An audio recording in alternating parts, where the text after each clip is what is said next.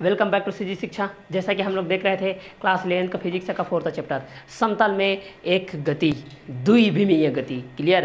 तो इसके अंतर्गत हम लोगों ने अदिश राशि क्या होती है, सदिश राशि क्या होती है, इस चीज़ों को हम लोग कवर अप कर चुके थे कि सदिश राशियाँ क्या होती है, अदिश राशियाँ क्या होती है। उसके अंतर्गत जो भी हम लोग अंतर देख लिए थे, उसके बाद सदिश विश्लेषण का हम लोग देख लिए थे। इसके अंतर्गत जो महत्वपूर्ण बिंदु थे उसको अभी हम लोग देख रहे हैं। क्लियर। तो इसके अंतर्गत हमारे पास जो महत्वपूर्ण बिंदु है, ठीक है, वो महत्वपूर्ण बिंदु इस तरीके से है कि यदि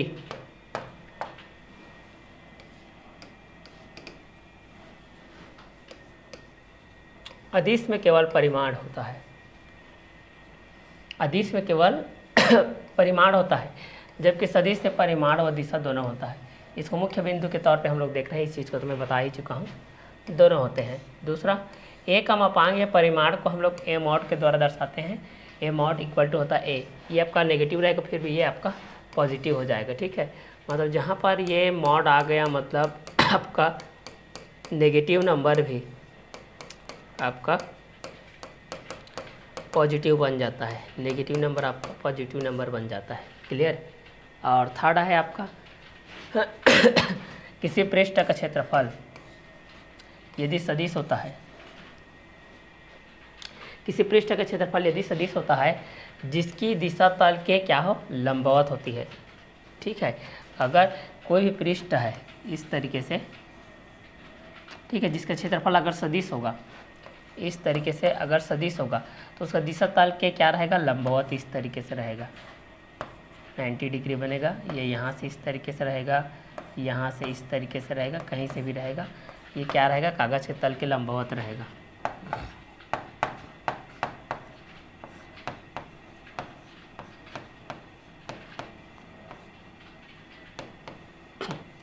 कागज़ के तल के लंबवत।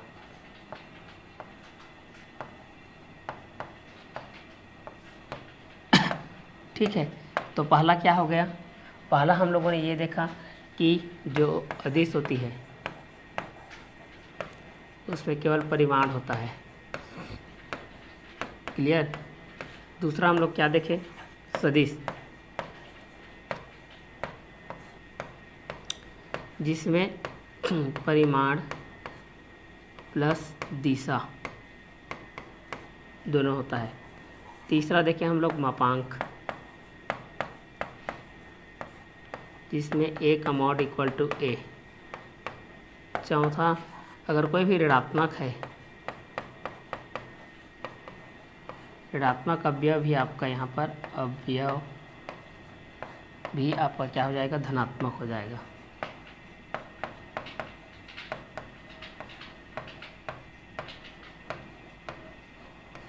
धनात्मक अवयव हो जाएगा, मतलब पॉजिटिव भी आपका क्या हो जाए, पॉजिटिव तो पॉजिटिव रहेगा ही, दूसरा चीज़ आपका नेगेटिव भी क्या हो जाएगा, आपका पॉजिटिव हो जाएगा। चौथा चीज़ में ये बोल रहा है कि आपका चौथा चीज़ में कि यदि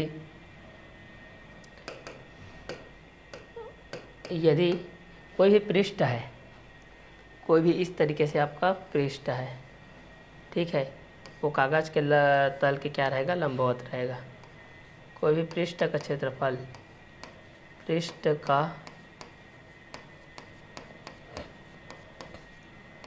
क्षेत्रफल कागज के तल के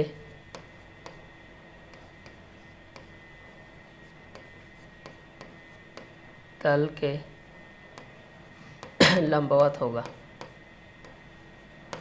या फिर कागज के तल के क्या रहेगा, लंबवत रहेगा। क्लियर। तो किसी पृष्ठ का क्षेत्रफल सदिश होता है जिसकी दिशा सदिश तल के क्या रहेगा, लंबवत रहेगा।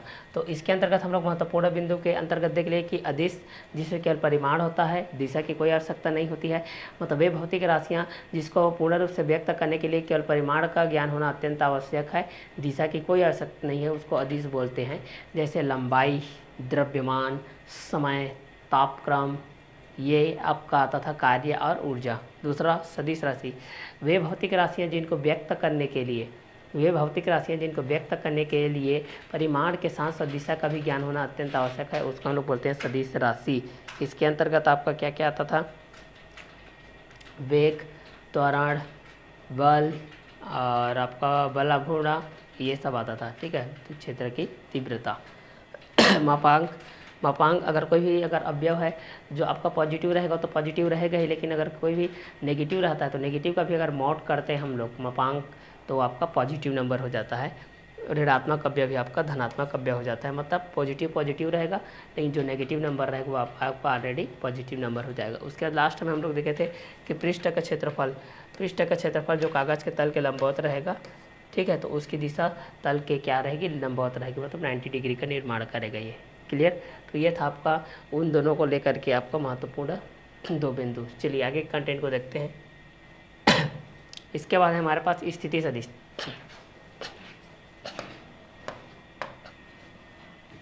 अभी हम लोग देखते हैं स्थिति सदिश को। ठीक है, चलिए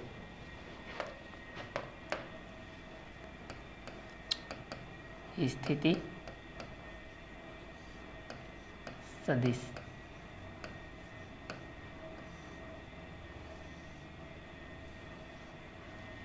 स्थिति सदिश वास्तव में होती क्या है? स्थिति सदिश मतलब किसी बिंदु का किसी दूसरे बिंदु के सापेक्ष उसकी स्थिति का निर्धारण करना ही आपकी स्थिति सदिश है। तो चूंकि सदिशों के बीच में अगर हम लोग देखेंगे उसका स्थिति का निर्धारण करेंगे तो उसको हम लोग स्थिति सदिश बोलेंगे।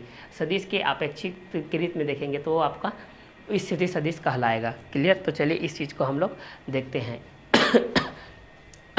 तो जैसा कि है यहाँ पर किसी क्षण, देखिए किसी क्षण किसी बिंदु पर नोट डाउन करते जाइए ना। किसी क्षण मान लेते हैं कि टी क्षण, किसी क्षण किसी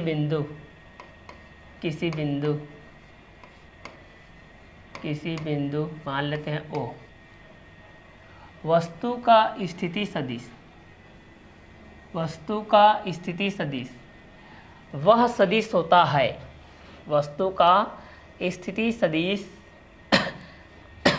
वह सदिश होता है जिसका परिमाण, देखिए पॉइंट आउट कीजिए, जिसका परिमाण मूल बिंदु को हम लोग शून्य से दर्शाते हैं, उस मूल बिंदु से वस्तु की दूरी के बराबर हो,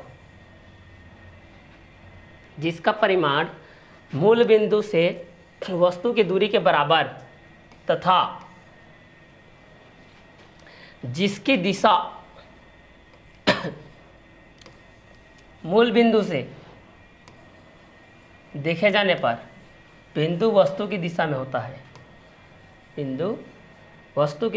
है, तो पहला बोल रहा है, देखो स्थिति सदिश के अंतर्गत पहला बोल रहा है, फिर इसके लिए मैं बताता हूँ। किसी क्षण किसी बिंदु पर वस्तु के स्थिति सदिश, पहला वस्तु का स्थिति सदिश, वस्तु का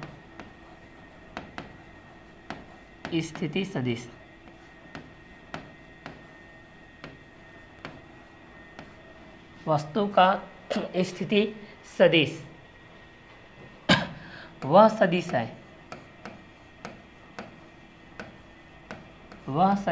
है जिसका परिमाण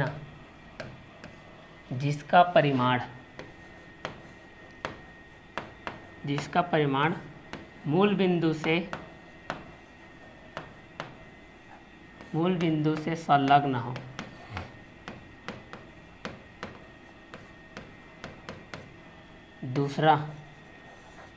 दूसरा यह बोल रहा है कि मूल बिंदु से वस्तु की दूरी के बराबर हो, मूल बिंदु से। दूसरा चीज बोल रहा है, देखिए दूसरा चीज क्या बोल रहा है, मूल बिंदु से, ये हो जाएगा मूल बिंदु से वस्तु की दूरी के बराबर, वस्तु के दूरी के बराबर, ठीक है। तीसरा चीज ये बोल रहा है कि उसकी दिशा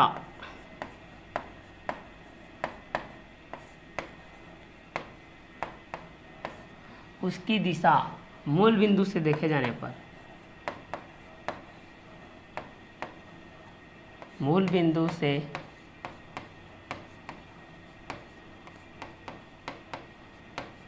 देखे जाने पर,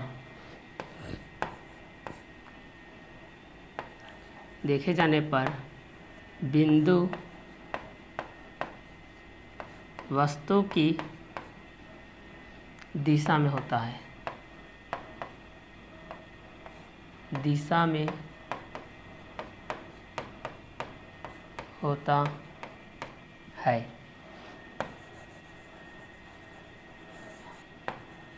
यही स्थिति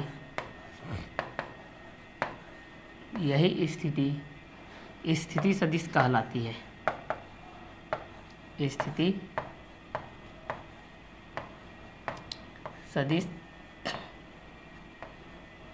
सदिश कहलाती है। इसके लिए हम लोग परिकल्पना करते हैं।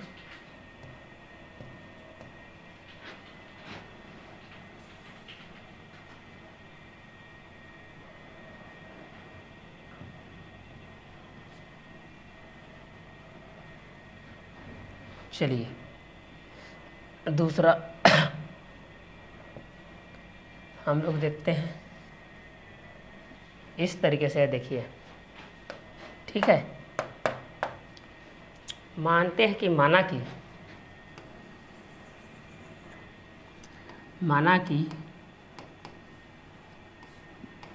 कि किसी क्षण t समय पर मूल बिंदु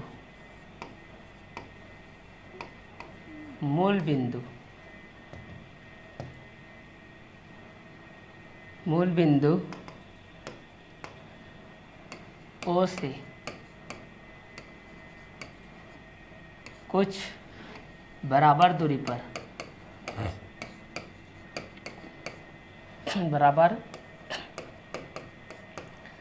पर एक बिंदु P है। O है ना, ये P है, ये आपका R हो गया। यहाँ अगर मूल बिंदु को मानो तो यहाँ पर भी P हो जाएगा, ये आपका R हो जाएगा। ठीक है, तो यहाँ पर हम लोग जब करते हैं स्थिति सदिश के लिए, जब यहाँ पर हम इस चीज़ को देखते हैं कि यदि किसी क्षण किसी बिंदु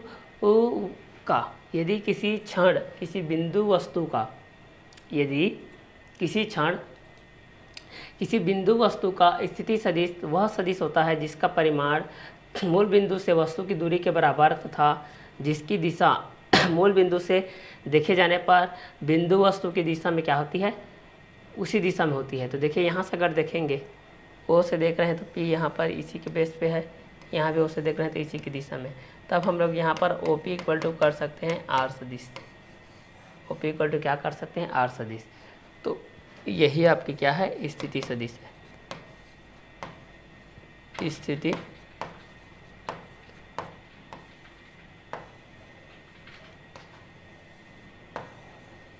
यही आपकी स्थिति सदिश है। तो इसके अंतर्गत क्या होता है, जो वस्तु की स्थिति सदिश होती है, वस्तु का जो स्थिति सदिश होती है वह सदिश है जिसका परिमाण मूल बिंदु से क्या हो, संलग्न हो। दूसरा, मूल बिंदु से वस्तु की दूरी के बराबर हो। तीसरा, उसकी दिशा मूल बिंदु से देखे जाने पर बिंदु वस्तु की दिशा में होती है। और चौथा, यही स्थिति सदिश आपका, यही स्थिति सदिश कहलाता है। जैसा कि माना कि किसी क्षण t समय पर मूल बिंदु से कुछ बराबर दूरी पर एक बिंदु P है, तो इसकी स्थिति सदिश कुछ इस तरीके से रहेगी। आई होप ये चीज़ आपको समझ में आया होगा। चलिए अगला हमारा देखते हैं विस्थापन सदिश। चलिए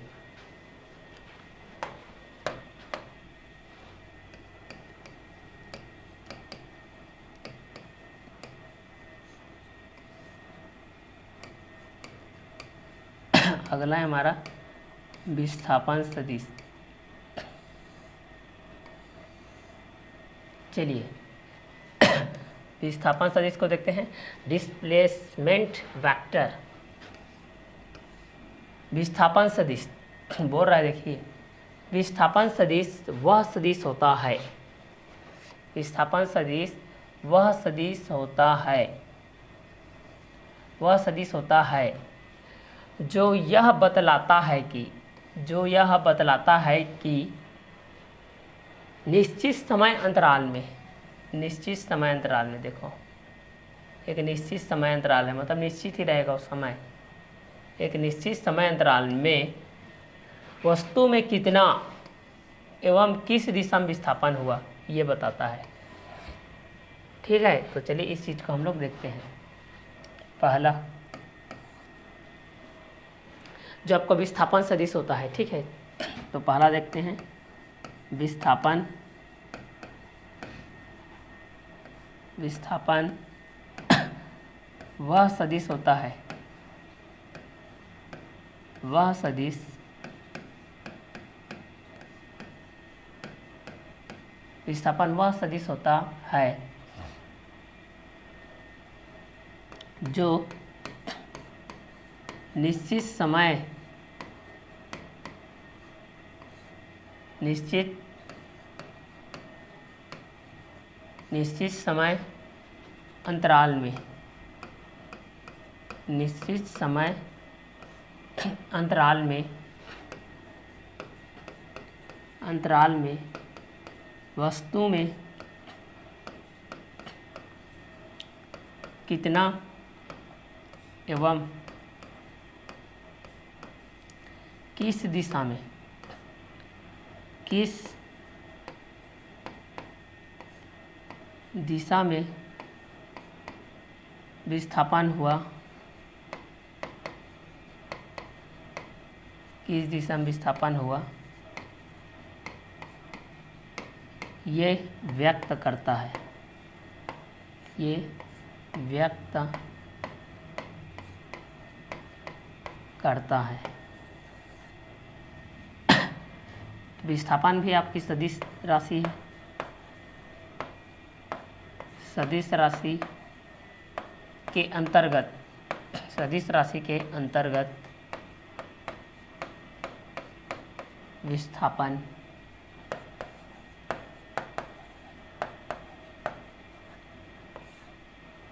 की स्थिति भी परिमाण व दिशा के साथ साथ रहती है, परिमाण व दिशा के साथ साथ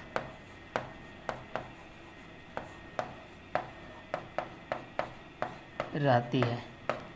क्लियर? तो यहाँ पर हम लोग देख रहे हैं, देखिए यहाँ पर क्या चीज़ देख रहे हैं, दूसरा विस्थापन सदिश देख रहे हैं हम लोग। तो विस्थापन सदिश क्या बोल रहा है, विस्थापन सदिश वह सदिश होता है जो यह बतलाता है कि एक निश्चित समय अंतराल में, एक निश्चित समय अंतराल में ना, जो यह बताता है कि एक निश्चित समय अंतराल में वस्तु में कितना एवं किस दिशा में विस्थापन हुआ, इस चीज़ को यह बतलाता है। तो चलिए इस चीज़ को हम लोग देखते हैं। तो विस्थापन आपका वह सदिश होता है, विस्थापन कैसा सदिश होता है, वह सदिश होता है जो एक निश्चित समय में, जो एक निश्चित समय अंतराल में, जो एक निश्चित समय अंतराल में वस्तु में कितना और किस दिशा में विस्थापन हुआ, इस चीज़ को वह डिनोट करके प्रदर्शित करता है या व्यक्त करता है या अभिव्यक्त करता है या बतलाता है, हमको बताता है। ठीक है, तो चलिए देखते हैं।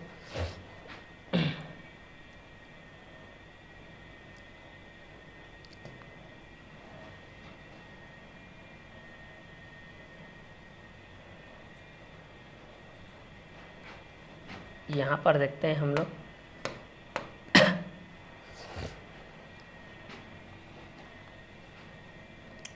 ये आपका O बिंदु है, ये आपका P है भाई, ये आपका Q है। O से P में आपका है R T1 समय में ना मान लेते हैं, और O से Q में RT2 समय है। देखते हैं विस्थापन को इस चीज़ में हम लोग। ठीक है, तो यहाँ पर एक चीज़ ये बता रहा है कि विस्थापन सदिश वह सदिश होता है जो यह बतलाता है कि एक निश्चित समय अंतराल में वस्तु में कितने में किस दिशा में विस्थापन हुआ, इस चीज़ को बताता है। तो पहला हम लोग देखते हैं ओपी की दिशा में। माना कि आर T1 क्षण में O से आर T1 की स्थिति पर एक बिंदु P है, सेम है आर T2 क्षण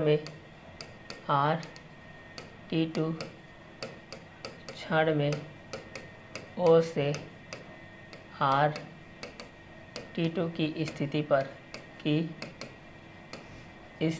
पर एक बिंदु Q है।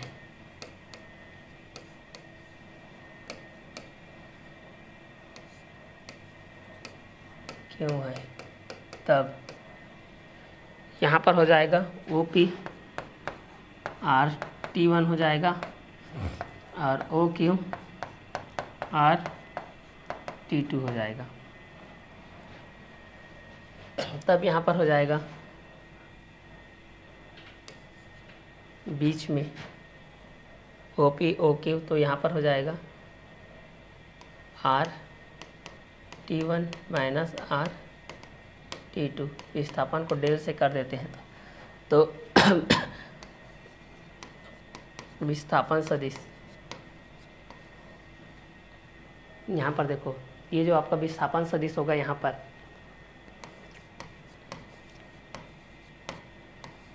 विस्थापन सदिश को डेल कर देते हैं यहाँ पर हम लोग। तो यहाँ पर कितना हो जाएगा are T1 minus are T2 इतना हो जाएगा। मतलब ये आपका OP माइनस OQ हो जाएगा। ये आपका विस्थापन सदिश के अंतर्गत आएगा। यहाँ से यह ये बता देता है कि यह O से P की दिशा में क्या हो रहा है, विस्थापित हो रहा है, कितना हो रहा है, तो RT1 हो रहा है। उसी प्रकार O से Q की दिशा में यह हो रहा है, कितना हो रहा है, तो RT2 हो रहा है। तो परिभाषा से स्पष्ट है कि विस्थापन सदिश वह सदिश होता है, विस्थापन सदिश वह सदिश होता है जो यह बतलाता है कि एक निश्चित समय अंतराल में, एक निश्चित समय अंतराल है RT1 है और एक है RT2 है। एक निश्चित समय अंतराल में वस्तु में कितना एवं किस दिशा में विस्थापन हुआ, इस चीज़ को यह बतलाता है। तो ये था आप लोगों का विस्थापन सदिश से रिलेटेड, ठीक है, जिसमें विस्थापन वह सदिश होता है जो कि निश्चित समय अंतराल में वस्तु में कितना एवं किस दिशा में विस्थापन हो यह व्यक्त करता है। दूसरी चीज, सदिश राशि के अंतर्गत विस्थापन की स्थिति भी परिमाण और दिशा के साथ साथ रहती है। तो यहाँ पर हम लोग मान रहे थे कि माना कि RT1 क्षण में O से RT1 की स्थिति पर एक बिंदु P है और RT2 क्षण में O से RT2 की स्थिति पर एक बिंदु Q है। तब यहाँ से डायग्राम के बेस पे आप लोग यहाँ पर समझ सकते हैं। आगे देखते हैं समान सदिश। यदि किन्हीं दो सदिशों के परिमाण तथा दिशा समान हो तो उन्हें समान सदिश कहते हैं। कितना सिंपल एवं स्वीट है, देखिए समान सदिश।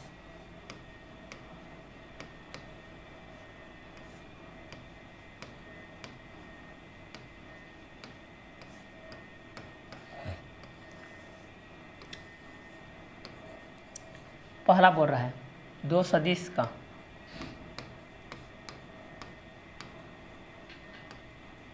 दो सदिशों का परिमाण, ठीक है, दो सदिशों का परिमाण तथा दिशा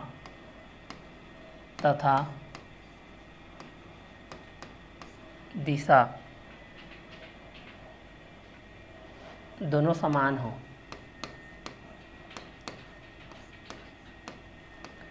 दोनों समान हो तो वह समान सदिश कहलाता है। समान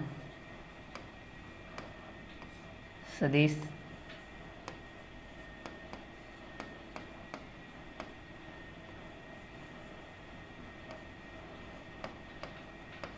कहलाता है। ठीक है, अब इस चीज़ को हमको मानना पड़ेगा। माना कि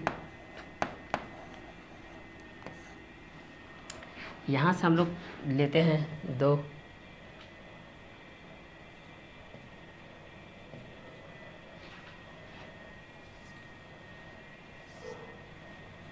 चलिए तो यहाँ पर हम लोग ले रहे हैं, पहला ए है, दूसरा है बी है, एक और है ए डैश है, दूसरा बी डैश है। ये दूरी आपकी आर है, सॉरी इसका है आपका ए है, इसका है आपका बी।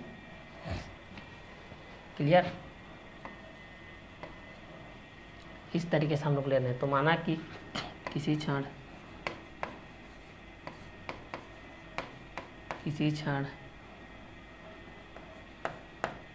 ए बी तथा ए बी सदिश तथा ए डैश बी डैश सदिश की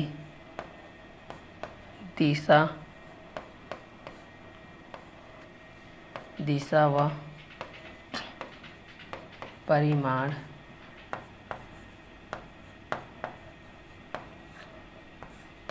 बराबर हैं, तब की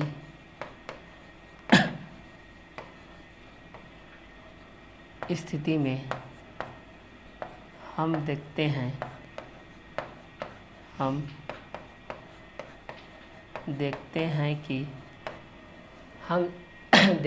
कि यहाँ पर हो जाएगा ए बी सदिश इक्वल टू ए और ए डैश बी डैश सदिश इक्वल टू हो जाएगा बी। तो चूंकि यहाँ पर हो जाएगा आपका, यहाँ पर देखेंगे तो क्या हो जाएगा, चूंकि ए बी सदिश बराबर हो जाएगा ए डैश बी डैश सदिश, तो यहाँ पर हो जाएगा ए सदिश बराबर हो जाएगा बी सदिश, ये दोनों समान रहेंगे। ठीक है, और यहाँ पर अगर ए का मॉड रहेगा तो यहाँ पर हो जाएगा बी का मॉड। क्लियर? तो यहाँ पर आपका 2-3 चीज़ आ जाएंगे इम्पोर्टेंट थिंग के रूप में। पहला, दोनों का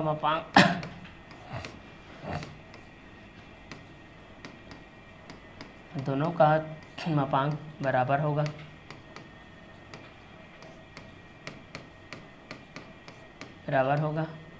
ए का मॉड इक्वल टू बी का मॉड।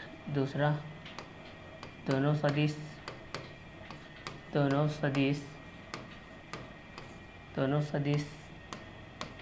परस्पर बराबर होंगे।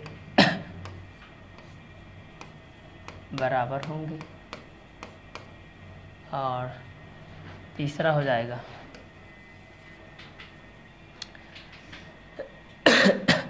दोनों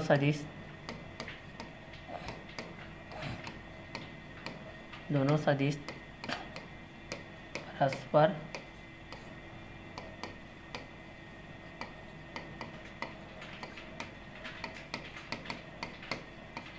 लंबवत होंगे। दोनों सदिश आपके क्या होंगे, परस्पर लंबवत होंगे। तो समान सदिश के अंतर्गत हम लोगों ने ये देखा कि यदि किन्हीं दो सदिशों के परिमाण तथा दिशा समान हो तो उन्हें समान सदिश कहते हैं। तो समान सदिश के अंतर्गत में आपका ये आ जाता है कि दो सदिशों का परिमाण तथा दिशा दोनों समान हो तो वह समान सदिश कहलाता है। माना कि किसी क्षण ए बी तथा ए डैश बी डैश सदिश की दिशा व परिमाण बराबर है तब की स्थिति में हम देखते हैं कि दोनों का जो मापांक है वो आपका बराबर होता है। ए का मॉड बराबर हो जाएगा बी का मॉड और दोनों सदिश परस्पर बराबर होंगे।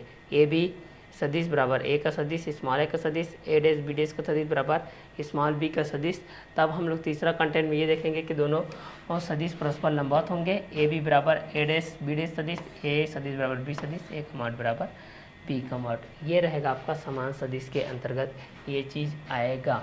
यदि किन्हीं दो सदिशों के परिमाण व दिशा दोनों आपस में क्या हो, समान हो, तब की स्थिति में आपका ये चीज़ आएगा। ये था थर्ड नंबर का पार्ट। चलिए इसके बाद हम लोग एक और नेक्स्ट देखते हैं,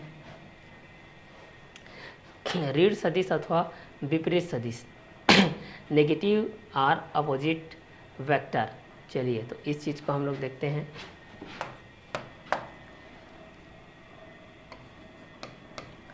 ऋण सदिश या इसका बोला जाता है आपका विपरीत सदिश।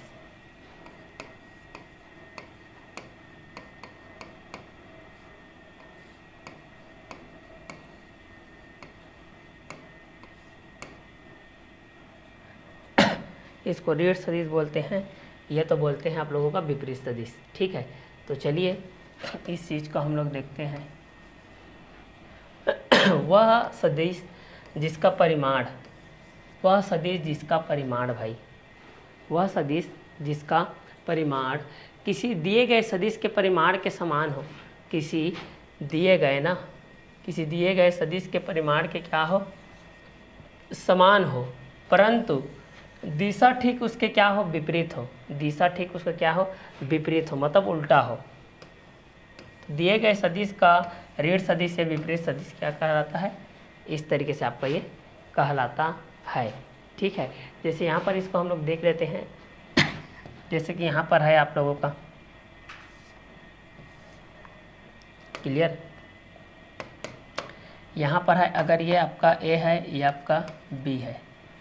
ठीक है, इसको मान लेते हैं कि ये आपका बी है, ये आपका ए है, ये आपका ए रहेगा, तो यहाँ पर आपका ये उल्टा रहेगा, माइनस हो जाएगा, ये माइनस बी हो जाएगा।